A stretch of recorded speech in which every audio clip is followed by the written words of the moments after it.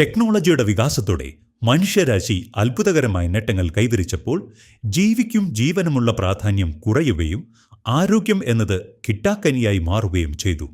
ഈ സാഹചര്യത്തിൽ ജൈവകൃഷി ആചാര്യനും സസ്റ്റൈനബിൾ ഡെവലപ്മെന്റ് ലീഡറുമായ ശ്രീ KV ദയാൻ സാറിൻ്റെ കീഴിൽ മഹാത്മാഗാന്ധി സർവകലാശാലയിൽ നിന്നും ജൈവകൃഷിയും വാനപ്രസ്ഥവും പഠിച്ചിറങ്ങിയ ഒരു കൂട്ടം വിദ്യാർത്ഥികൾ ജീവിതശൈലി രോഗങ്ങൾക്കായി ആരംഭിച്ച ആനന്ദ കേന്ദ്രം എന്ന ആശുപത്രിയിൽ വന്നെത്തുന്ന ഓരോ ആരോഗ്യാർത്ഥിക്കും എന്തുകൊണ്ട് രോഗം വരുന്നു എന്ന കാരണം വ്യക്തമായി ബോധ്യപ്പെടുത്തുകയും ചികിത്സ നൽകുകയും ചെയ്തു പോന്നതിൻ്റെ അടിസ്ഥാനത്തിൽ പെയിന്റ് തൊഴിലാളികളിൽ കരൾ രോഗങ്ങൾ താരതമ്യേന പെരുകി വരുന്നത് ശ്രദ്ധയിൽപ്പെടുകയും തുടരന്വേഷണത്തിൽ പെയിന്റിൽ ചേർക്കുന്ന പല വിഷപദാർത്ഥങ്ങളും മനുഷ്യന്റെ ആരോഗ്യത്തിന് ദോഷം വരുത്തുന്നു എന്ന തിരിച്ചറിവിലേക്ക് എത്തുകയും ചെയ്തു.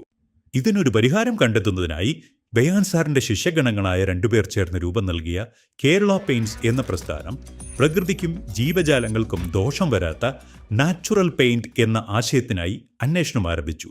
നമുക്ക് ചുറ്റുമുള്ള പോരായ്മകൾക്ക് സമൂഹത്തെ പഴിക്കുന്നതിനു പകരം പരിഹാരം കണ്ടെത്തേണ്ടത് സ്വന്തം ഉത്തരവാദിത്തമായി കണ്ടുകൊണ്ട് തുടങ്ങിയ ഈ ഉത്തരവാദിത്ത സമരം ചെന്നെത്തിയത് Kottayam rubber research institute of ഇന്ത്യയിലായിരുന്നു.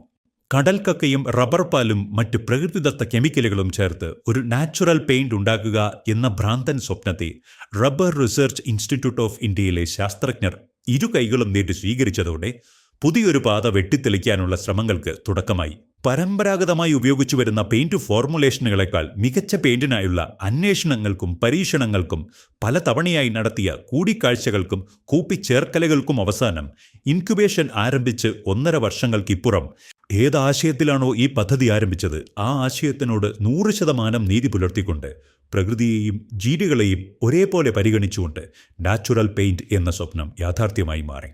ഒരു ചിപ്പിക്കുള്ളിലെ ജീവൻ എങ്ങനെയാണോ പ്രകൃതി ഒരു തോടിനുള്ളിൽ പൊതിഞ്ഞു സൂക്ഷിക്കുന്നത്, അതുപോലെ ഒരു വീടിനുള്ളിലെ ജീവനെ ഭദ്രമായി പൊതിഞ്ഞു സൂക്ഷിക്കുന്ന ഈ പെയിന്റിന് ഭദ്രം എന്ന് നാമകരണം ചെയ്യപ്പെട്ടു. കേരളത്തെ ഒരു ബിസിനസ് സൗഹാർദ്ദ സംസ്ഥാനമാക്കി മാറ്റുന്നതിനായി സർക്കാർ നടത്തിവരുന്ന വിവിധങ്ങളായ പദ്ധതികൾക്കൊപ്പം കേരളത്തിൽ നിന്നും ലോകത്തിന് മാതൃകയാകുന്ന ഇത്തരമൊരു ഉൽപ്പന്നം നിർമ്മിക്കാൻ സാധിച്ചതിൽ കേരള പെയിന്റ്സ് അഭിമാനം കൊള്ളുന്നു. ഇന്ന് ഈ മഹത് ഉദ്യമത്തിൻ്റെ പൂർത്തീകരണത്തിൻ്റെ നിറവിൽ നിൽക്കുമ്പോൾ എല്ലാവരോടും നന്ദി മാത്രം. ഈ ഉദ്യമത്തിനായി ഞങ്ങളെ നിയോഗിച്ച സർവം വ്യാപിയായ പ്രകൃതിയോടും ആശയം പകർന്നു തന്ന ഗുരുനാഥനോടും ആശയാവിഷ്കരണത്തിനായി അഹോരാത്രം അധ്വാനിച്ച റബ്ബർ റിസർച്ച് ഇൻസ്റ്റിറ്റ്യൂട്ടിലെ എല്ലാ പ്രതിഭകളോടും ഈ വഴിയിൽ ഞങ്ങളെ പ്രോത്സാഹിപ്പിച്ചവരോടും വിമർശിച്ചവരോടും നിങ്ങൾ ഓരോരുത്തരോടും നന്ദി നന്ദി നന്ദി.